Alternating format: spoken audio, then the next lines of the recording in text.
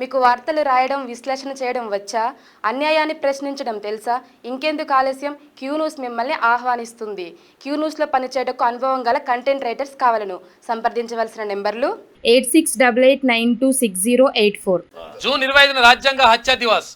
ఎమర్జెన్సీకి వ్యతిరేకంగా కేంద్రం కీలక నిర్ణయం తీసుకుంది. ఎక్స్ వేదికగా హోంమంత్రి అమిత్ షా ప్రకటన, ప్రజాస్వామ్యం మీడియా గొంతును నొక్కేశారని చెప్పేసి ఆయన అన్నాడు. రైట్, ఇక్కడ జూన్ 25న రాజ్యాంగ హత్యా దివాస్ అని చెప్తాను. దానికి కారణం ఏంది? 1975 ఇందిరాగాంధీ ఎమర్జెన్సీ విధించింది అనేటువంటి మాట. నేను ఒక మాట చెప్తా దీని మీద. అసలు భారతీయ జనతా పార్టీకి అప్పుడు ఉన్నటువంటి జనతా పార్టీదే కదా ఎమర్జెన్సీ తీసుకున్నటువంటి ఎమర్జెన్సీ కాలంలో సరే ఎమర్జెన్సీ విధించారు. ఎమర్జెన్సీ విధించిన తర్వాత జనతా పార్టీ ప్రభుత్వం అధికారంలోకి వచ్చిన తర్వాత ఏకసభ్య కమిషన్, షా కమిషన్ వేసారు. షా కమిషన్ వేసి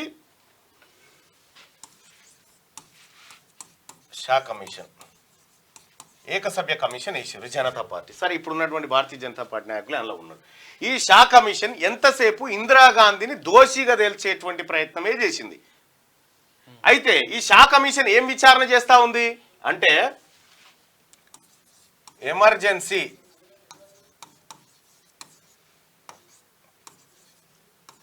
విధించడానికి కారణాలేంది, ఎందుకు చేశారు అనేది విచారించి ఇందిరాగాంధీని దోషిగా తేల్చి తద్వారా ఆమెకు శిక్ష పడేయాలి అనేది, ఆమె రాజకీయంగా భూస్థాపితం చేయాలనేటువంటి కథ. ఇక్కడ ఎమర్జెన్సీ కంటే తర్వాత జరిగినటువంటి పరిణామాన్ని కనుక మనం పరిశీలిస్తే నెక్స్ట్ తెలుస్తుంది. ఇక్కడ ఏం చెప్పింది?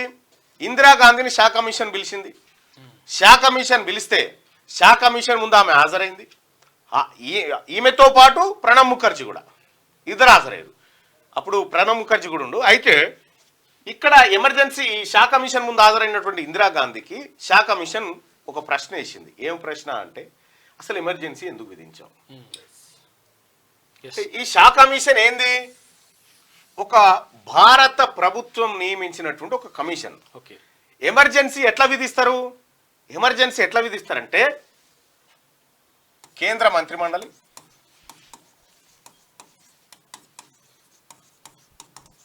మంత్రిమండలి నిర్ణయం తీసుకొని పార్లమెంట్ ఉభయ సభలు అంటే రాజ్యసభ, లోక్సభ ఈ రెండు సభలలో ఆ నిర్ణయాన్ని ఆమోదింపజేసి తద్వారా రాష్ట్రపతికి పంపితే రాష్ట్రపతి అప్పుడు ఎమర్జెన్సీ విధిస్తాడు. రాష్ట్రపతి పాలన ఇందులో ఇది జరిగినటువంటి ప్రక్రియ. అంటే భారతదేశంలో అత్యున్నతమైనది, అసలు దాన్ని మించిన సూపర్ పవర్ లేదు. ఏది? పార్లమెంటు చేసినటువంటి చట్టం, పార్లమెంటు నిర్ణయం ఈ దేశంలో ఫైనల్ కదా. సో ఈ రకంగా ఎమర్జెన్సీ విధించడం జరిగిన తర్వాత ఇప్పుడు షా కమిషన్ ఏమంటది అంటే, ఎందుకు విధించినామంటే పార్లమెంటు చట్టాన్ని షా కమిషన్ వ్యతిరేకిస్తూ ఉంటుంది, రాష్ట్రపతి నిర్ణయాన్ని, భారత రాజ్యాంగాన్ని షా కమిషన్ వ్యతిరేకిస్తూ ఉంటుంది. అంటే కక్ష గట్టి ఇందిరాగాంధీని దోషిని చేయడం కోసం వీళ్ళు ఆడినటువంటి డ్రామా. సరే, ఇందిరాగాంధీ గారికి అప్పట్లో ఒక దుర్మార్గుడు ఇచ్చినటువంటి సలహాదారుడుగా ఉండి ఇచ్చినటువంటి సలహా. సో దానికి ఆమె కూడా చాలాసార్లు పశ్చాత్తాపడ్డది. అయితే జరిగినటువంటి వ్యవహారాన్ని మీకు వివరించే ప్రయత్నం చేస్తా. ఆ రోజు ఈ ఎమర్జెన్సీ విధించిన తర్వాత దేశవ్యాప్తంగా అల్లర్లు, అరెస్టులు, వ్యవహారం అంతా జరిగింది. ఎక్కడెక్కడి పార్టీలన్నీ ఒకటైపోయి జనతా పార్టీగా అవతరించినాయి. ఆ జనతా పార్టీలోంచే మళ్ళీ బీజేపీ పుట్టింది, అది వేరే కార్యక్రమం. కానీ ఇక్కడ ఈ పార్టీలన్నీ ఏకమైపోయి ఆ తర్వాత జనతా ప్రభుత్వం వచ్చి షా కమిషన్ వేస్తే అసలు ఈ వ్యవహారం నుంచి ఇందిరాగాంధీని దోషిగా నిలబెట్టాలని ప్రయత్నం చేస్తున్న సమయంలో ఇందిరాగాంధీ దగ్గర అత్యున్నతమైనటువంటి లాయర్లు, అత్యున్నతమైనటువంటి న్యాయ నిపుణులు, కోవిదులు అందరూ ఉండే. ఆమె పవర్ పోయిన తర్వాత ఈ న్యాయ నిపుణులు, కోవిదులు అంతా పోయి జనతా పార్టీలో చేరారు. ఆమెను ఒంటరి చేసినప్పుడు, ఆమె ఒంటరిగా మారినప్పుడు ఆమెను రక్షించడం కోసం రంగంలోకి దిగిన వ్యక్తి ఈ హైదరాబాద్ పక్కన ఉన్నటువంటి ఒక చిన్న పల్లెటూరులో పుట్టిన పుంజాల శివశంకర్ గారు దిగారు. పుంజాల శివశంకర్ గారు దిగి ఇందిరాగాంధీని ఈ గండం నుంచి షా కమిషన్ గండం నుంచి బయటపడేసి షా నిర్ణయం తప్పు, జనతా పార్టీ ప్రభుత్వం కావాలని కుట్ర చేస్తుందని వాదించి ఆమెను దిగ్విజయంగా కడిగిన ముత్యం లెక్క తీసుకొచ్చాడు. సో నిజంగా మీరేసినటువంటి కమిషనే తెల్లమొఖం వేసింది. అసలు ఏ అధికారం ఉందని పార్లమెంట్ నిర్ణయం మీద నువ్వు ఎట్లా ఎంక్వైరీ చేస్తావు అనేటువంటి. అయితే చాలామంది అప్పుడు ఆ రోజుల్లో అడిగిరట, న్యాయ కోవిదులంతా కూర్చుంటే చాలామంది ఇందిరాగాంధీ గారు అడిగిరట, ఇందిరాగాంధీ గారు వాళ్ళని అడిగిరట, ఏం సంగతి మనం ఏమైనా ఎమర్జెన్సీ విధించి తప్పు చేశామా అని చెప్పానంటే వీళ్ళంతా ఎస్ తప్పు చేశామని ఆమె వాళ్ళు. ఒక్క పుంజాల శివశంకరే మీరు చేసింది తప్పు కాదు అని చెప్పిండట.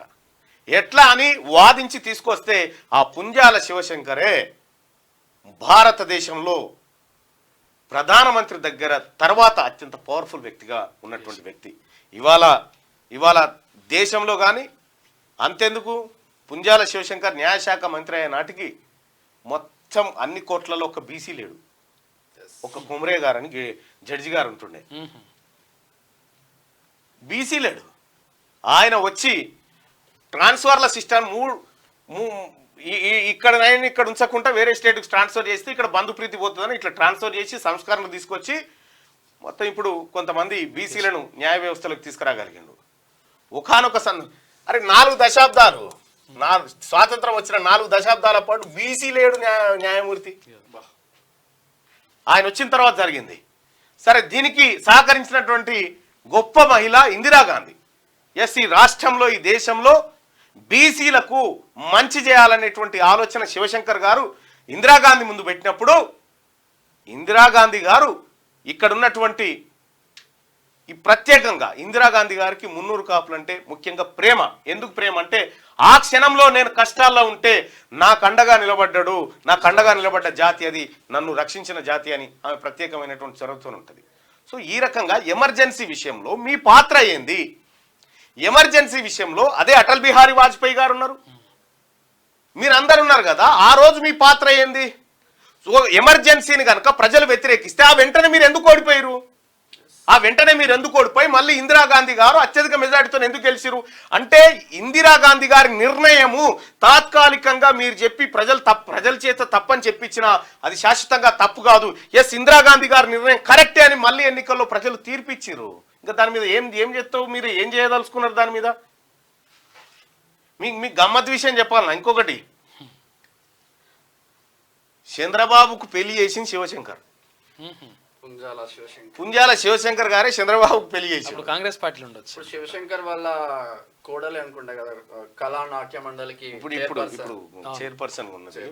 పుంజాల శివశంకర్ గారే ఎన్టీ రామారావు గారికి వచ్చి నీ పక్కన ఉన్న పిల్లగాడు మంచిగా ఉన్నాడు, నేను పెళ్లి చేద్దాం అనుకుంటున్నా బిడ్డకు, కనుక్కుని ఎంక్వైరీ చేస్తే మా కులపోళ్ళ పిల్లగాడే అని తేలింది అని చెప్పారంటే జర నువ్వే మాట్లాడంటే ఆయన పోయి మాట్లాడి ఒప్పించి పెళ్లి చేసిండు. చెన్నైలో పెళ్లి అయింది. చంద్రబాబు నాయుడు గారు పెళ్లి చేసిందే కాపులు. రైట్, ఇక్కడ ఉన్నాం ఇటో బయట అమిత్ షా గారిదా ఇది హత్యా దివాస్ అని చేస్తా ఉన్నారు, మీరే చేయాలిగా. ఎక్స్ వేదికగా హోంమంత్రి అమిత్ షా ప్రకటన, ప్రజాస్వామ్యం మీడియా గొంతును నొక్కేశారని చెప్పి చెప్తారు. ఇవాళ విషయం ఏంటంటే ఇవాళ భారతదేశంలో ఏ మీడియాని మీరు బతకనిచ్చారు సార్?